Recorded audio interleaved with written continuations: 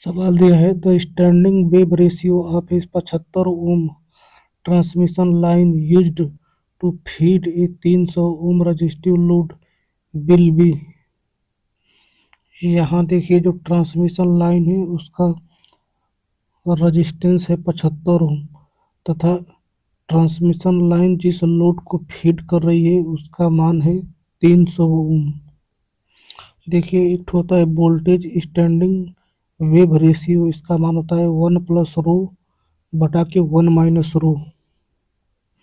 यहाँ पे रो reflection coefficient of voltage है। अब देखिए रिफ्लेक्शन कोफिशिएंट ऑफ वोल्टेज रो बराबर होता है ZL माइनस ZTL बटा के ZL प्लस ZTL। यहाँ पे ZL लोड का इम्पीडेंस है तथा ZTL ट्रांसमिशन लाइन का इम्पीडेंस है। इसी फार्मूला का प्रयोग करके सवाल को लगाया जाएगा। तो देखिए यहाँ से ZL का मान दिया है 300 ओम तथा ZTL का मान 75 ओम दिया है, तो रो बराबर हो जाएगा 300 - 75 बटा के 300 प्लस 75 यानी कि 225 बटा के 375 यानी 3/5 बोले तो 0.6। तो देखिए वोल्टेज स्टैंडिंग वेव रेशियो बराबर हो जाएगा 1+0.6 बटा के 1 - 0.6 बोले तो 4 आ जाएगा आंसर। सवाल है which of the following statement is not true pertaining to the skin effect in the AC transmission line। पहला statement the skin effect depends on the nature of the material of the conductor.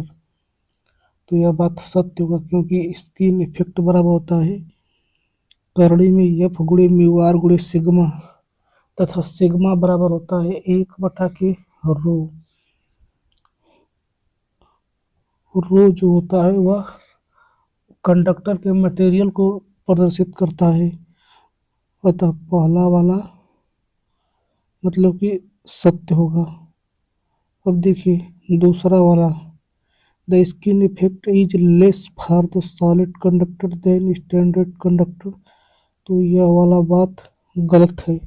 Solid conductor मतलब कि एक तो single जो conductor होता है उसे solid conductor बोलते हैं, और स्टैंडर्ड कंडक्टर मतलब कि वह कंडक्टर जो छोटे छोटे चालकों को गुच्छा के रूप में बंडल के रूप में बना रहता है उसे स्टैंडर्ड कंडक्टर कहते हैं। तो देखिए यहाँ पे स्टैंडर्ड कंडक्टर का स्किन इफेक्ट कम होता है सॉलिड की अपेक्षा, जबकि इस दूसरा ऑप्शन में दिया है कि सॉलिड का स्किन इफेक्ट ज़्यादा होता है, तो यह गलत है। देखिए सी वाला the skin effect is negligible when the conductor diameter is small 1 centimetre, मतलब ये 1 सेंटीमीटर से कम डायामीटर होगा किसी चालक का तो उसमें स्किन इफेक्ट नेग्लिजिबल होगा, नगण्य होगा। यह बात सत्य है। अगला the skin effect is negligible when the supply frequency is low less than 50 hertz. यह भी बात सत्य है। यदि सप्लाई फ्रीक्वेंसी 50 हर्ट्ज से कम हो तो स्किन इफेक्ट नेग्लिजिबल होता है। देखिए सॉलिड कंडक्टर का जो एरिया है वह कम है स्टैंडर्ड कंडक्टर के एरिया से, इसी वजह से रेजिस्टेंस सॉलिड कंडक्टर का ज़्यादा होगा स्टैंडर्ड कंडक्टर की अपेक्षा। इसी कारण देखिए स्किन इफेक्ट भी सॉलिड कंडक्टर का ज़्यादा होगा स्टैंडर्ड कंडक्टर की अपेक्षा। अब देखिए कोरोना लॉस सॉलिड कंडक्टर में ज़्यादा होता है कि स्टैंडर्ड कंडक्टर में, तो कोरोना लॉस सबसे ज़्यादा स्टैंडर्ड कंडक्टर में होता है। अब देखिए जो सॉलिड कंडक्टर है उसमें कोरोना कम क्यों होता है, क्योंकि देखिए जो चार्ज होता है वह सॉलिड कंडक्टर में उसके सरफेस पे समान मात्रा में फैल जाता है, जबकि स्टैंडर्ड में बात करें तो जहाँ पे दो स्ट्रैंड टच करते हैं वहाँ पे चार्ज ज़्यादा हो जाता है और कुछ कुछ जगह पे कम रहता है। तो जहाँ पे ज़्यादा चार्ज होता है तो वह बाहर के जो वायु है उसको ज़्यादा मात्रा में आयनाइज कर देती है, जिससे कोरोना ज़्यादा होता है। सवाल दिया, primary distribution is carried out by three phase three wire system. Primary distributor को फीडर बोला जाता है। इसका वोल्टेज लेवल 11 किलोवोल्ट होता है। सवाल दिया है, the criteria for selection of size of conductor for a feeder is depend on current carrying capacity. मतलब जो फीडर होता है वह करंट कैरिंग कैपेसिटी पर निर्भर करता है, तथा करंट कैरिंग कैपेसिटी जो होता है वह टेम्परेचर राइज पर निर्भर करता है कंडक्टर के। मतलब कि जितना टेम्परेचर झेल सकता है कंडक्टर उतना ही करंट फ्लो करवाएंगे, और जितना करंट फ्लो करेगा उसी के हिसाब से फीडर को हम लोग बनाते हैं। तो देखिए, डिस्ट्रीब्यूटर की डिजाइन वोल्टेज ड्रॉप के आधार पर किया जाता है। सवाल है, what should be the minimum depth of trench from the ground level for cables carrying a voltage between 3.3 kilovolt and 11 kilovolt. तो 0.75 metre plus radius of complete cable. देखिए, मतलब कि केबल कैरिंग के लिए ट्रेंच कितनी गहराई तक खोदा जाता है। 3.3 किलोवोल्ट से लगा 11 किलोवोल्ट के बीच में यदि वोल्टेज रहेगा तो 0.75 मीटर खोदा जाएगा गहरा। Note, according to ISI specification, the minimum depth of trench from ground level for cables मतलब 1.1 किलोवोल्ट तक रेटिंग के लिए 0.45 metre plus radius of complete cable for cable between 3.3 kilovolt to 11 kilovolt 0.75 metre plus radius of complete cable for cables between 22 kilovolt to 33 kilovolt 1 metre plus radius of complete cable. मतलब कि यदि 1.1 kilovolt से कम rating की cable होगी तो उसके लिए 0.45 metre तक गड्ढा खोदा जाता है। देखिए, केबल चाहे लाइटली लोडेड हो अथवा फुल लोडेड हो, वह हमेशा रिएक्टिव पावर डिलीवर करता है।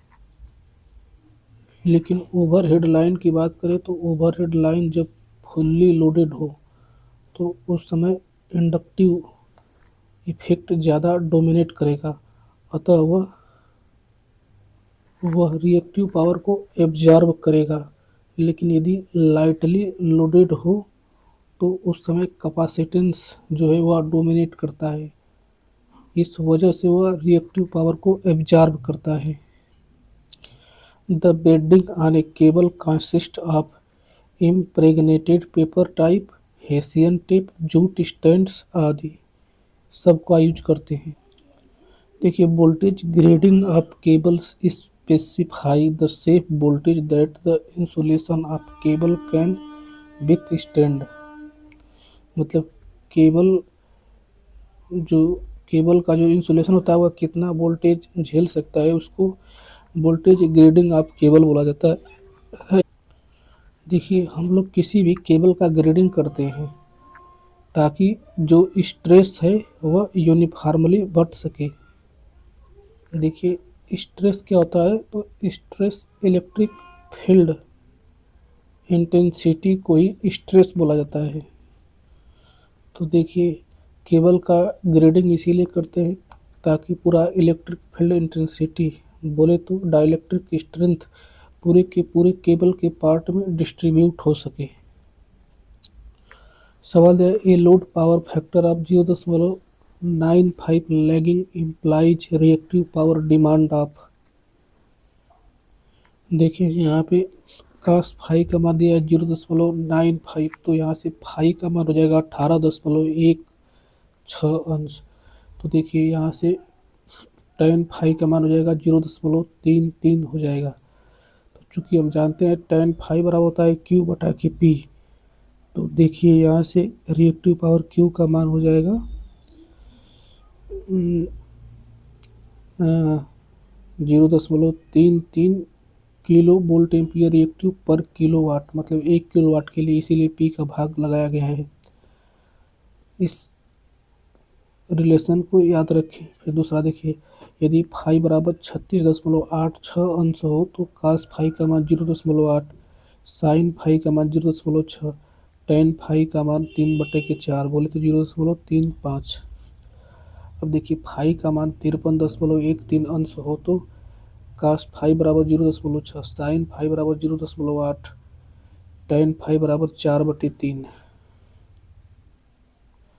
सवाल दिया है, a uniform two wire DC distributor that is 200 metre long is loaded with 2 ampere per metre, resistance of single wire is 0.3 kilo ohm, calculate the maximum voltage drop if the distributor is fed from one end. सवाल दिया है, एक 2 wire वाला DC distributor है जिसकी लंबाई length 200 metre दिया है।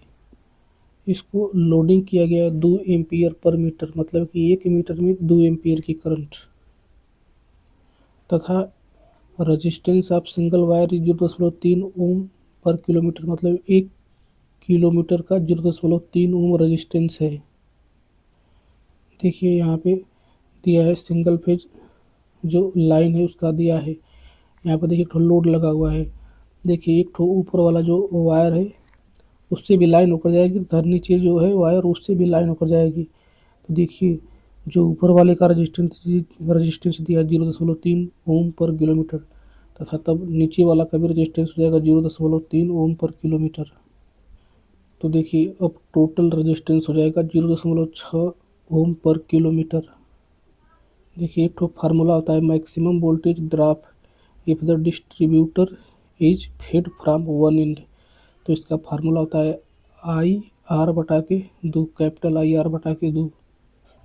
यहाँ पर आई पूरा टोटल करंट है पूरे ट्रांसमिशन लाइन का, तथा आर रजिस्टेंस है पूरे ट्रांसमिशन लाइन का। देखिए चूँकि लेंथ दिया है 200 मीटर तथा करंट 2 एम्पियर पर मीटर है, तो देखिए पूरा 200 मीटर का करंट हो जाएगा 2 गुणे के 200 गुणे के,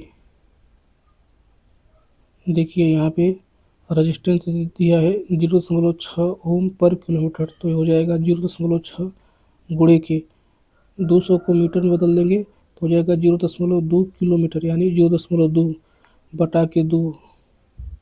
तो इसका आंसर आ जाएगा 24 वोल्ट आ जाएगा। देखिए for which of the following the excitation control method is satisfactory. देखिए एक्साइटेशन कंट्रोल मेथड क्या होता है, तो इसका मतलब होता है वोल्टेज कंट्रोल मेथड। जैसे कि देखिए ट्रांसमिशन लाइन में यदि ज़्यादा वोल्टेज ड्रॉप हो जाता है तो रिसीविंग एंड पर वोल्टेज कम मिलता है। तो देखिए रिसीविंग एंड पर वोल्टेज को प्रॉपर बनाने के लिए हम लोग सोर्स की साइड वाला वोल्टेज, बोले तो सेंडिंग एंड वोल्टेज को हम लोग चेंज करते हैं, मतलब बढ़ाते हैं। अब देखिए सेंडिंग एंड का वोल्टेज कैसे बढ़ाएंगे, तो सेंडिंग एंड का वोल्टेज बढ़ाने के लिए सिंक्रोनस जनरेटेड के जो जनरेटेड वोल्टेज है उसको बढ़ाते हैं, और सिंक्रोनस जनरेटेड के वोल्टेज को बढ़ाने के लिए जो सिंक्रोनस मोटर होता है, सिंक्रोनस जनरेटर होता है, उसके रोटर का एक्साइटेशन डीसी जो एक्साइटेशन जैसे है उसको बढ़ाना पड़ता है। तो जब सिंक्रोनस जनरेटर की डीसी एक्साइटेशन को बढ़ाते हैं तो जाकर फिर सेंडिंग का वोल्टेज बढ़ता है, और उसके बाद जाके जो ट्रांसमिशन लाइन के क्रॉस जो वोल्टेज ड्रॉप होता है उसको मेंटेन करके रिसीविंग एंड पर वोल्टेज दिया जाता है। तो देखिए यह प्रक्रिया केवल शॉर्ट ट्रांसमिशन लाइन के लिए ही प्रॉपर काम करती है। लॉन्ग ट्रांसमिशन लाइन की जो लेंथ होती है बहुत लंबी होती है, तो वहाँ पे यह प्रक्रिया का कोई मतलब नहीं रह जाता है। सवाल दिया, due to skin effect the current density in a current carrying conductor decrease beneath the surface decreases exponentially with increase in depth। मतलब देखिए स्किन इफेक्ट में जो करंट होती है वो सरफेस पे बहुत ज़्यादा होती है, और जैसे जैसे हम लोग डेप्थ में जाते हैं एक्सपोनेंशियली रूप से करंट कम होती जाती है, तथा जो सेंटर होता है वहाँ पर शून्य हो जाती है। देखिए यहाँ पे फिगर दिखाया गया है। देखिए एक ठो सेंटर है और देखिए सरफेस है जहाँ का डेप्थ एंगल डेल्टा है, और देखिए सरफेस पे जो करंट डेंसिटी जेड मैक्स है वह मैक्सिमम है, और फिर देखिए सेंटर पे शून्य हो गया है करंट डेंसिटी। देखिए यहाँ पे जेड मैक्स बटा के ई, 1/E बराबर 0.368 अथवा 36.8%। देखिए स्किन डेप्थ का डेल का फॉर्मूला होता है 2/ओमेगा into mu into sigma, delta proportional 1/F into r into. सवाल है, if the roughness of the conductor surface is increased then the corona inception voltage. वह वोल्टेज जिस पर कोरोना इफेक्ट अपीयर हो उसे कोरोना इंसेप्शन वोल्टेज बोला जाता है। अतः ये बात कन्फर्म है कि कोरोना इंसेप्शन वोल्टेज का मान ज़्यादा होना चाहिए। यदि कम होगा तो कोरोना इफेक्ट बहुत नीचे वोल्टेज पर ही दिखाई पड़ने लगेगा। और देखिए कोरोना लॉस जो होता है, यदि स्मूथ सरफेस होता है तो उस पर कोरोना लॉस कम होता है, तथा यदि रफनेस सरफेस होता है तो उस पर कोरोना लॉस ज़्यादा होता है। तो देखिए यदि कंडक्टर का रफनेस को बढ़ाया जाता है तो कोरोना लॉस जो होगा वह बढ़ेगा। देखिए जब कोरोना लॉस बढ़ गया तो वह वोल्टेज जिस पर कोरोना लॉस हो रहा था उसका मान कम हो जाएगा। यानी कि आंसर दूसरा सही होगा। अब देखिए जो कोरोना इंसेप्शन वोल्टेज है उसी को ही क्रिटिकल डिसरप्टिव वोल्टेज भी बोला जाता है। देखिए यहाँ पे सब स्टेशन है, सब स्टेशन के ऊपर सब स्टेशन से पावर फीडर को दिया जा रहा है, तथा नीचे भी फीडर को दिया जा रहा है सब स्टेशन से पावर को। और देखिए जो राइट साइड है उधर भी फीडर को भेजा जा रहा है पावर, और देखिए फिर फीडर से डिस्ट्रीब्यूटर को पावर सप्लाई किया जा रहा है तथा डिस्ट्रीब्यूटर से लोड को सप्लाई किया जा रहा है। मतलब इस सवाल का आंसर होगा, which of the following condition is favourable for the application of radial distribution network. Power is generated at low voltage and sub station is located at the load centre. चित्र में भी जो सब स्टेशन था वह load centre के केंद्र में स्थित था। So the which of the following factors determines the selection of voltage levels in primary and secondary transmission। तो देखिए distance of transmission and power demand. देखिए ब्राउन आउट बनाम black out comparison chart. Brown out, A brown out is a temporary partial abrupt drop in voltage level followed by a quick recovery। Blackout, a blackout is a total crash of the power grid in an area which can last for an extended period of time। Brownout, it is a strategic measure used by the power grid utilities to prevent the system from a blackout। अब देखिए blackout, popped fuse, downed power utility lines and blown transformers। Case blackouts, brownout, it cases equipment failure and sensitive appliances may end up tried or malfunctioning। Blackout, blackout are potentially less dangerous because they just shut the devices off. Brownout voltage drop from its normal level to a lower voltage and then returns within a minute. Blackout power fails completely and lasts from hours to day and can extend it up to week. अब देखिए while a power brownout is a power blackout is देखिए loss of power. A brownout refers to a partial loss of power. A blackout refers to a total loss of power. Duration. A brownout lasts for a predetermined amount of time. Blackout. A blackout can last anywhere from minutes to days. Typically, a brownout sees a 10 to 25% reduction in voltage. देखिए brown out कुछ fix time के लिए voltage को कम किया जाता है जिसको हम लोग खुद ही डिसाइड करते हैं, लेकिन ब्लैकआउट जो होता है बहुत ज़्यादा समय के लिए हो जाता है, उसको हमने अचानक सिस्टम में खराबी की वजह से आता है। देखिए ब्राउन आउट छोटी सी घटना है जबकि ब्लैकआउट मतलब टोटल अंधकार। सवाल दिया है what is a brown out in the context of electrical power supply.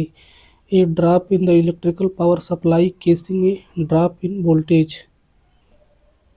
सवाल दिया है cascade tripping is a failure in A power system of interconnected parts in which the failure of A part can trigger the failure of successive parts. देखिए जब कुछ चीज़ें cascade connection में लगी होती हैं तो एक चीज़ यदि ख़राब होती है तो सारी की सारी चीज़ें बंद हो जाती है। जैसे देखिए यहाँ पे कुछ अप्लायंस कैस्केड कनेक्शन में लगे हुए हैं, यदि मान लीजिए यहाँ पे पहले वाले पे इनपुट शून्य दिया जाता है तो सभी सिस्टम पर इनपुट शून्य हो जाता है। इस पार्ट को कैस्केड बोला जाता है। देखिए इनडोर तथा आउटडोर का कंपैरिजन करते हैं। इसमें देखिए कुछ पैरामीटर लिखते हैं जैसे फ्यूचर एक्सटेंशन, दूसरा कॉस्ट, तीसरा स्पेस, चौथा टाइम। देखिए इंडोर सब स्टेशन बनाने के लिए हमको बिल्डिंग का कंस्ट्रक्शन करना पड़ेगा, जबकि आउटडोर सब स्टेशन बनाने के लिए कोई बिल्डिंग की ज़रूरत नहीं पड़ती है। तो देखिए यहाँ पे जब बिल्डिंग बनाएंगे तो उसमें टाइम ज़्यादा लगेगा। दूसरा स्पेस, जगह थोड़ा सा कम लगेगा इंडोर में। और देखिए कॉस्ट, पैसा भी ज़्यादा लगेगा। और देखिए फ्यूचर एक्सटेंशन मतलब दोबारा उसको यदि विस्तार करना हो तो वो बहुत कठिन होगा। और देखिए आउटडोर सब स्टेशन की बात करेंगे तो उसमें फ्यूचर एक्सटेंशन करना ईजी होता है। दूसरा पैसा भी उसमें कम लगेगा क्योंकि बिल्डिंग विल्डिंग सब बनाना नहीं पड़ता है। अब देखिए तीसरा स्पेस, जगह भी ज़्यादा लगेगा और टाइम कम लगेगा मतलब जल्दी बन जाएगा। यदि सेफ्टी के संदर्भ में बात करें तो इंडोर में ज़्यादा होगी, आउटडोर में कम होगी।